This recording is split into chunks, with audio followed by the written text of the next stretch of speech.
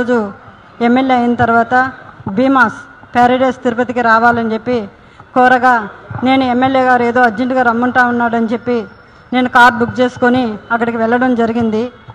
Room number 109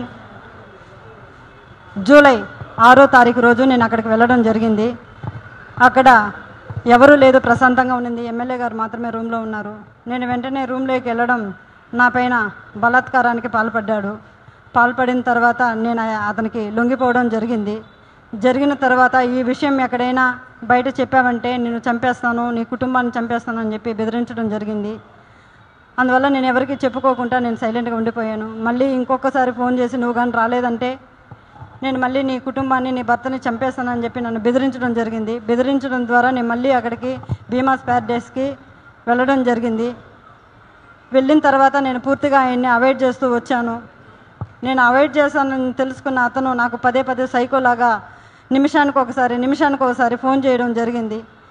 అది గుర్తించిన నా భర్త, ఎమ్మెల్యే నీకు ఎందుకైతే ఇన్నిసార్లు కాల్ చేస్తున్నాడని చెప్పి నా మొబైల్ ఇంచేసి నన్ను కొట్టడం, నన్ను బెదిరించడం చాలా చేశాడు. చేసిన తర్వాత నేను ఆ బాధను భరించలేకుండా నాకు జరిగిన బాధని నేను ఆయనతో వివరించడం జరిగింది. వివరించినప్పుడు నా భర్త ఇలానే నీకే జరిగిందా, చాలామందికి జరిగిందా అన్నప్పుడు చాలా మహిళలు, గవర్నమెంట్ ఎంప్లాయీస్ కూడా ఉన్నారు, ఇందులో మహిళలు చాలామంది బలైపోతున్నారు నేను చెప్పినప్పుడు ఆయన సూచించాడు నన్ను ఈ చాలామంది మహిళల్ని కాపాడుకొని మనం బ్రతకాలి, మనం కాపాడుకోవాలని చెప్పి ఆయన నాకు ఒక పెన్ కెమెరాని అరేంజ్ చేసి ఇవ్వడం జరిగిన తర్వాత ఆగస్టు 10వ తారీఖు భీమాస్ ప్యారడైస్కు 1:30 వెళ్ళడం జరిగింది.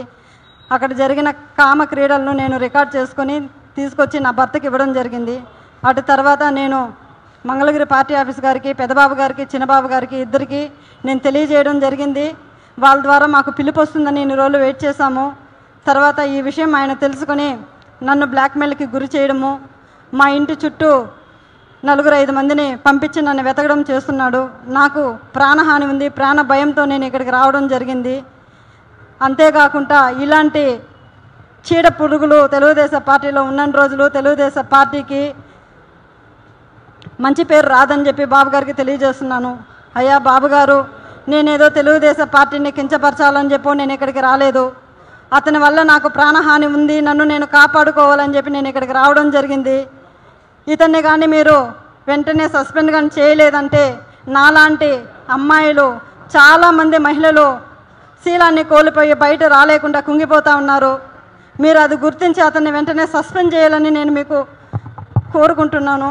అంతేగాక మీరు కానీ సస్పెండ్ చేయలేదు, నేను, నా భర్త, నా పిల్లలు ఆత్మహత్య చేసుకొని చనిపోతాము మంగళగిరి పార్టీ ఆఫీస్ ఎదురుగా అని చెప్పి నేను మిమ్మల్ని కోరుకుంటున్నాను. శరణు మహాప్రభు చంద్రబాబు నాయుడు గారు, మాకు మీరే దిక్కు శరణు బాబు అని కోరుకుంటున్నాను.